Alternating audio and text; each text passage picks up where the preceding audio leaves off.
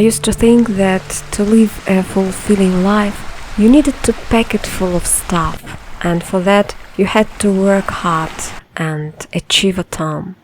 But at this age, you don't really think about the important stuff that makes life worth living: health, joy, and a sense of purpose. You have so much of that, you just live and enjoy your life.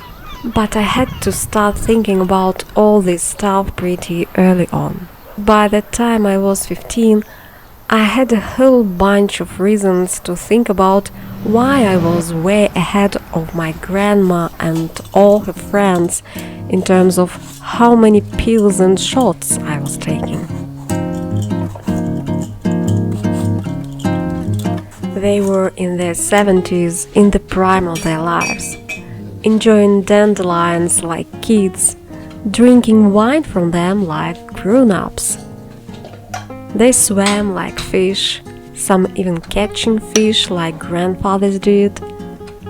Every weekend they planned holidays for themselves where they happily sang like birds and danced like moths. And for the whole week they worked hard like ants. They didn't follow any diet and ate lots of fatty, meaty, floury food and never got sick. They only read their local newspapers, looking for weather reports and traditional recipes. They didn't bother looking for meaning in life or anything else. They just enjoyed their simple lives. At 17, I wouldn't dare smell those wildflowers, try their questionable cuisine, or swim in that cold river for fear of getting sick. I was serious, I didn't hang out with my friends so much, I didn't go dancing, but I read books and studied and set goals and kept searching for the meaning of life.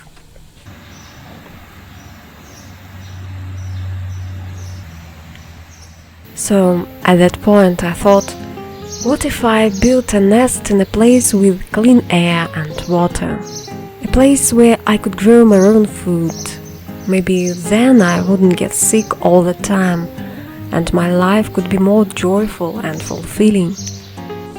After all, my grandma and her friends had lived their whole lives surrounded by nature, forests and fields, and I'd grown up in the city with all those factories, smokestacks, surrounded by the production of all the stuff we need to live, from synthetic alcohol and fuel oil to candy and medicine.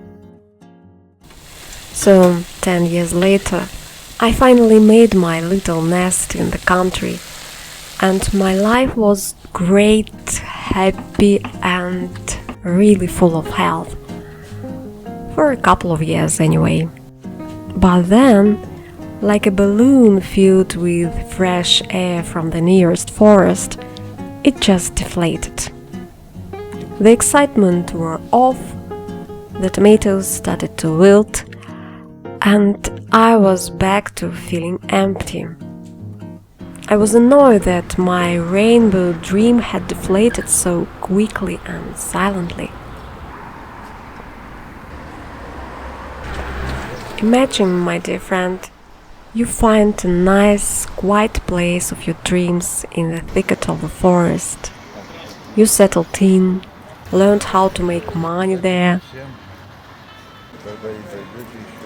built up a good reputation in the region, and your health even improved. You have a little house with a garden full of organic fruits and veggies. There are birds and chickens singing outside your window, friendly neighbors behind your fence, a loving family in your house, a fur friend. You do what you love and live a calm and peaceful life. Basically everything you wanted.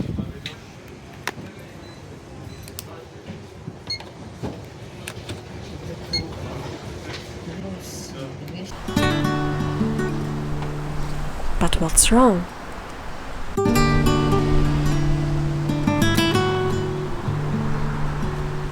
Where did this feeling of unhappiness come from?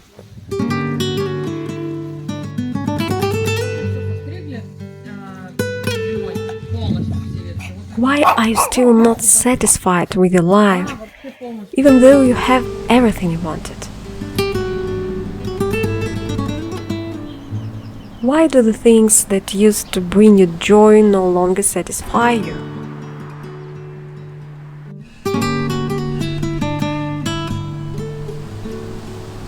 Why do those vague doubts keep creeping into your mind more and more?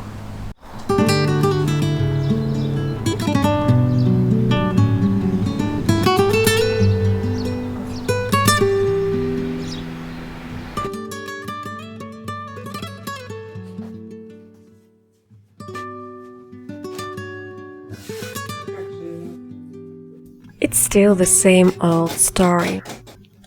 We are always looking for something to complete us, whether it's in boxes, things we buy, surprises, big or small pleasures, or new experiences.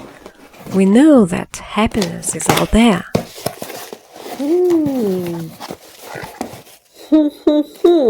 Что же здесь такое?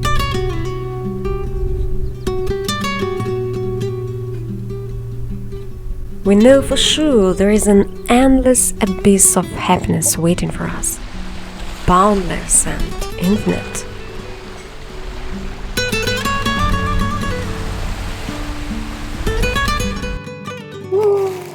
Какая красота! Обалдеть!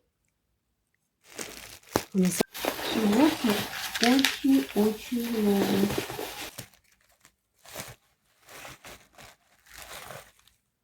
Хо-хо-хо-хо-хо. Дельфинчик. Или что это? Улитка. But it's all the same. You know, my dear friend, it happens every time with everyone. No matter what we get or achieve, we quickly put it aside. We always want more.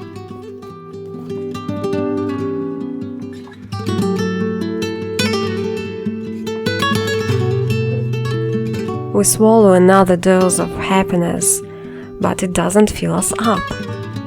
In fact, a couple of days later we feel empty again.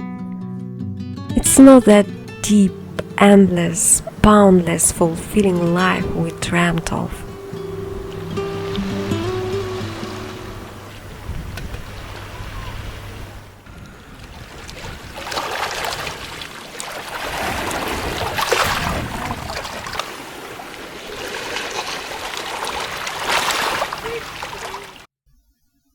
My friend has the same hobby as my hobby, who I mentioned in the last episode.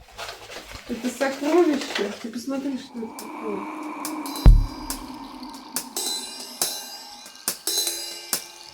She really thinks that her life is fulfilling because she's really into finding semi-precious stones and crochet.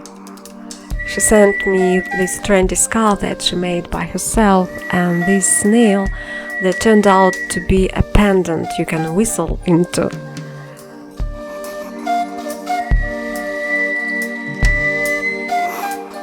It inspired me to do something to really fill myself up.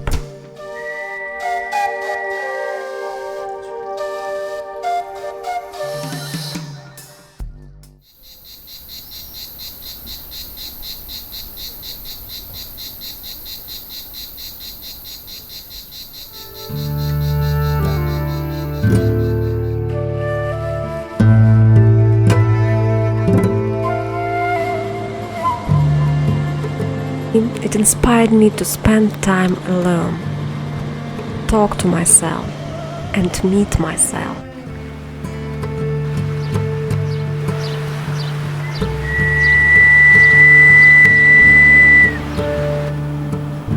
So I arranged a romantic date for myself under the full moon.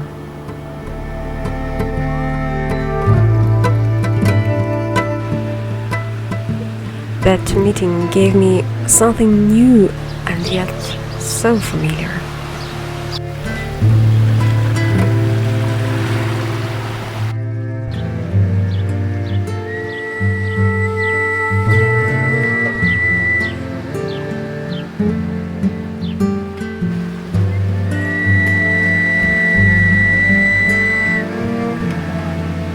It's infinite and boundless.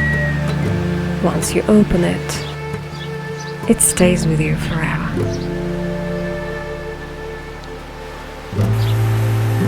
Ну, это так прекрасно, потому что это и есть жизнь. Это и есть то самое настоящее, которое совершенно непрактичное и неприменимое. И то, чему невозможно научить и рассказать, как этого достичь. Это возможно только, наверное, показать, поделиться этим. И все. А научить невозможно. Оно к каждому приходит, потому что каждый это уже умеет. Возможно только напомнить об этом, вдохновить, смотивировать. Просто уделить себе время, дать себе эти минуточки для самого ценного, что есть в этой жизни.